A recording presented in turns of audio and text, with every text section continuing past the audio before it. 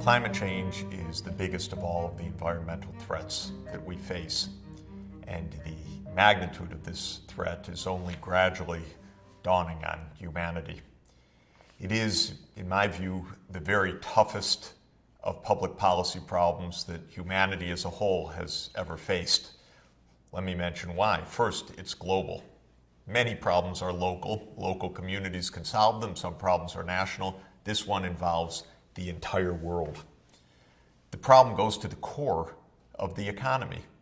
Our economy runs on energy, and energy in the form of fossil fuels is both the driver of the world economy and the essence of the climate change problem, because when we burn fossil fuels, we emit carbon dioxide into the atmosphere, and that is the major reason why humanity is changing the climate. Not the only one, but the major one.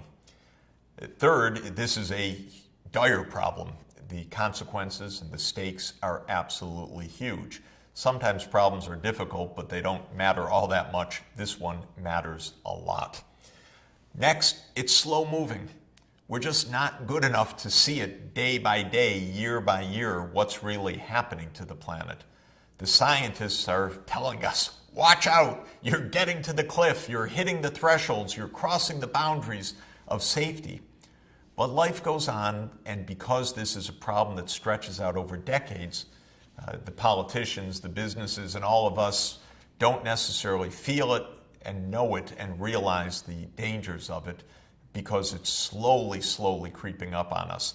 Not slow by the chronology of the planet, because events are changing very fast by that standard, but a little bit slow by news events, and that's part of what confuses us.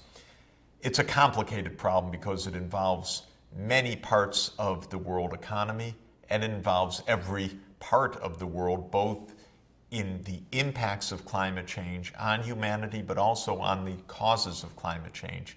Because every part of the world is contributing to the problem, though some places, like the United States, on a per person basis are contributing hugely relative to other places which are mainly victims, especially the poorest parts of the world that still don't use very much fossil fuel energy.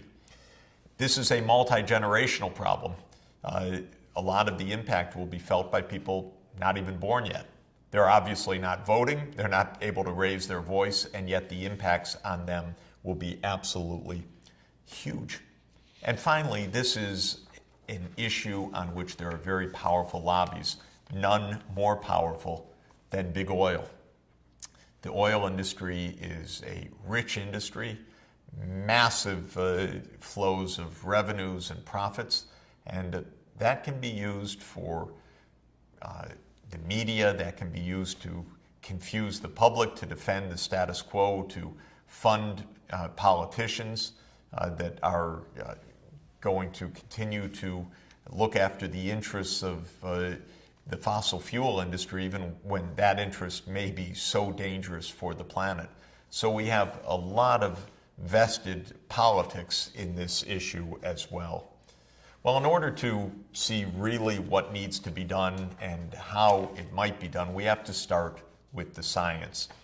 And the science, I think it's important to state, is not some newfangled invention of the latest scientific publication.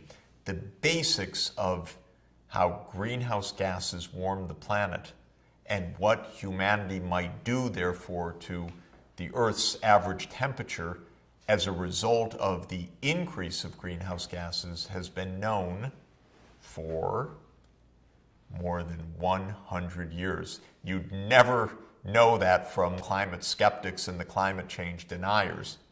But the fact of the matter is that the first serious, absolutely brilliant scientific study of what would happen if the amount of carbon dioxide, CO2, in the atmosphere were to double, how temperature would change, was published in 1896 by Gustavus Arrhenius, an absolutely brilliant Nobel laureate chemist in Sweden, who worked out by paper and pencil and did it just right what would happen if CO2 were to double. He got the answer right, that the temperature on the planet would rise by a few degrees centigrade.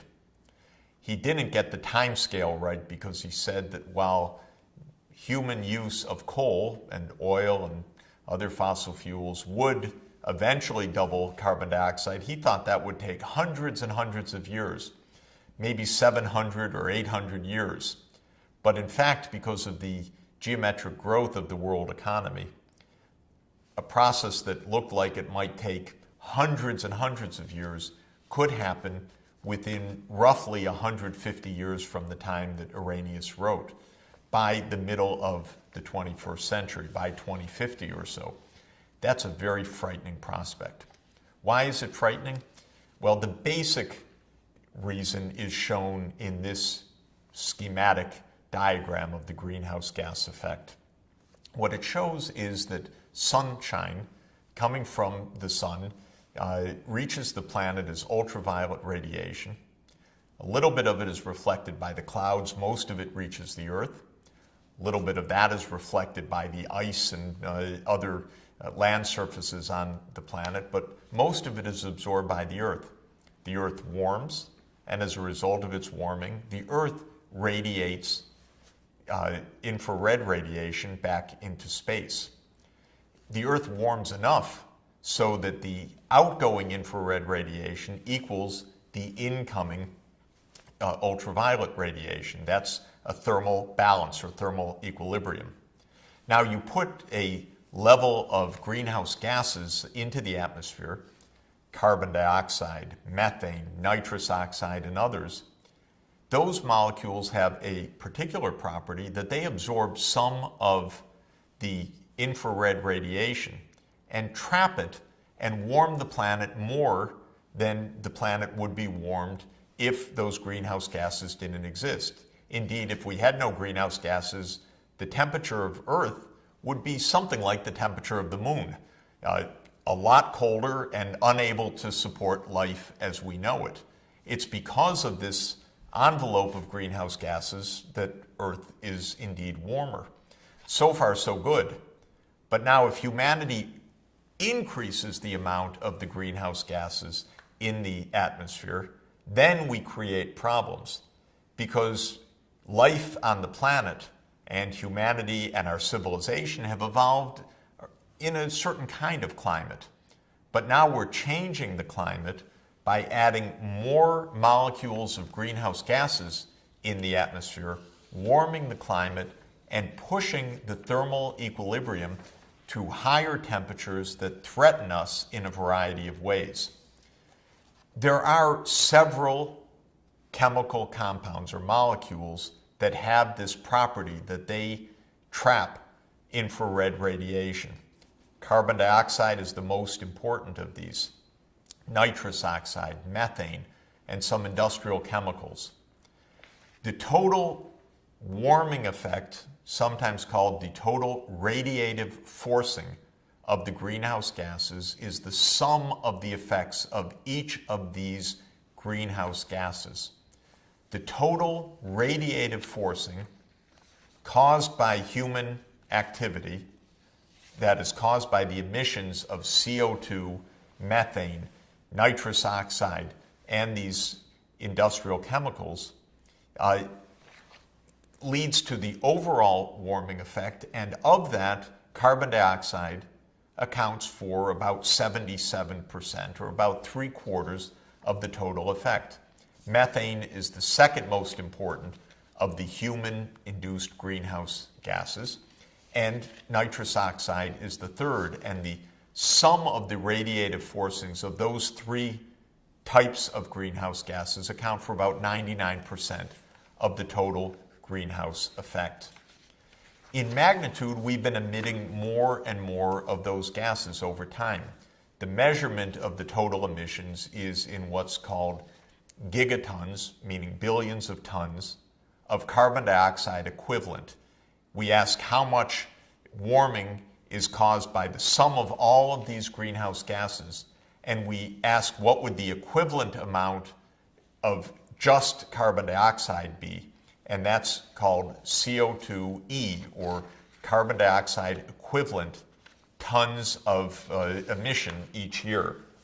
And to give you the round numbers, we're emitting right now on the order of about 55 billion tons of carbon dioxide equivalent per year. The carbon dioxide part of that total is about 35 billion tons of carbon dioxide. Most of that is coming from burning coal, oil, and gas. A much smaller part of that, around 10%, is coming from cutting down trees, cutting down the rainforest, and thereby releasing carbon dioxide from the trees back into the atmosphere. Well, how big is this effect? It's big enough to cause us really huge dangers. About 50 years ago, a very far-sighted scientist put some monitors on a mountaintop in Hawaii, and he started measuring the amount of carbon dioxide in the atmosphere. And thanks to those measurements from 1958 till now, we have annual and actually even within the year fluctuations of carbon dioxide levels from then until now. And this is known among Earth scientists as the Keeling curve, because it was Dr. Keeling who put up the monitor. And what the Keeling curve shows is that the amount of carbon dioxide in the atmosphere has been rising significantly. Measured as parts per million of carbon dioxide, the number of CO2 molecules per million of total molecules in the air, most of which is nitrogen, part of which is oxygen, and then just a bit of carbon dioxide, but that little bit is enough to change the whole climate. Starting back in 1958, when that machine first went up on the top of Mauna Loa in Hawaii, the carbon dioxide was 320 molecules for every 1 million molecules in the air, or we say 320 parts per million. By now, CO2 has reached 400 parts per million. Before James Watt came with his brilliant steam engine, the atmosphere contained about 280 parts per million. In the geologic history of the last 3 million years, the CO2 varied roughly between 150 and 300 parts per million. Then came humanity, and we've been burning so much oil, gas, and coal that we've now sent the CO2 levels absolutely soaring and reaching the 400 parts per million level in the spring of 2013, a concentration of carbon dioxide not seen on the planet for 3 million years. In other words, human activity is pushing the planet into a climate zone completely unknown in human history and unknown in the Earth's recent history. Some of the great scientists, many of my colleagues I'm honored to say, like Professor James Hansen, are able to use various techniques to look at the long history of carbon dioxide and temperatures on the planet Earth. And the picture you're looking at now is a kind of manuscript of the Earth's history, showing a long record over the past 400,000 years of fluctuations in carbon dioxide and in temperature on the planet. Now, these fluctuations in carbon dioxide were not caused by humanity using a steam engine. Obviously, this is hundreds of thousands of years ago. These were natural fluctuations of carbon dioxide driven by natural processes, by volcanoes, by the reabsorption of carbon dioxide into the oceans, and by changes of the Earth's orbital cycle on a periodicity of tens of thousands of years. But what the paleoclimate record shows that when CO2 is high, temperatures are high. And this is the basic greenhouse effect. Raise the CO2 in the atmosphere, expect a warmer planet. This has been true throughout history, and it is true now. we have been in a process of raising the carbon dioxide level and the other greenhouse gases, nitrous oxide, methane, and the industrial chemicals, the fluorocarbons and so forth, the HFCs and the others. And by doing so, we have led to a warming of the planet within modern history. If you look to the temperature at the start of the Industrial Revolution until now, the Earth has warmed by about 0.8 of 1 degree centigrade because there's more greenhouse gas in the atmosphere. And the Earth hasn't yet finished its warming in response to the greenhouse gas increases that humanity has caused. Even if we were to put no more greenhouse gases into the atmosphere, but just to stay with what's there right now, Earth would continue to warm by perhaps another 0.6 of 1 degree centigrade, because the oceans, large bathtubs, take a long time to warm up in response to the greenhouse gases. So we've seen perhaps half or a little bit more than half of the warming that will come from the carbon dioxide and other greenhouse gases already put in the air. But we're not done. We've been accelerating the amount of greenhouse gases that we're putting into the air. We're increasing the amount of methane, increasing the amount of nitrous oxide. The fact of the matter is that even though it's more than 20 years since the world's government said we have an urgent challenge of heading off the human-induced greenhouse gases in order to prevent a huge, dangerous change of the Earth's climate. 20 years on, we've still not turned the needle of slowing down our emissions, much less stopping them. The rate of emissions has been going up year to year as the world economy has been increasing in scale. And with the growth of China, we've seen an enormous increase of greenhouse gas emissions in recent years because China by itself, by virtue of its huge size and by virtue of its use of coal as its primary energy source, has become the world's largest emitter of carbon dioxide. We're on a dangerous path. Let's now understand what are the dangers of this rise of temperature and of other changes of the climate system. What does it mean for us? Why should we worry?